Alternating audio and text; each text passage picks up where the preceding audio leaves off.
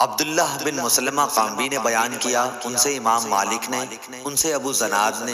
ان سے اعرج نے اور ان سے ابو ہریرہ رضی اللہ عنہ نے کہ رسول اللہ صلی اللہ علیہ وسلم نے فرمایا، روزہ دوزخ سے بچنے کے لیے ایک ڈھال ہے، اس لیے روزہ دار نہ فحش باتیں کرے اور نہ جہالت کی باتیں، اور اگر کوئی شخص اس سے لڑے یا اسے گالی دے تو اس کا جواب صرف یہ ہونا چاہیے کہ میں روزہ دار ہوں۔ یہ الفاظ 2 مرتبہ کہہ دے، اس ذات کی قسم جس کے ہاتھ میں میری جان ہے، روزہ دار کے منہ کی بو اللہ کے نزدیک مشک کی خوشبو سے بھی زیادہ پسندیدہ اور پاکیزہ ہے۔ اللہ تعالیٰ فرماتا ہے، بندہ اپنا کھانا پینا اور اپنی شہوات میرے لیے چھوڑتا ہے، روزہ میرے لیے ہے اور میں ہی اس کا بدلہ دوں گا،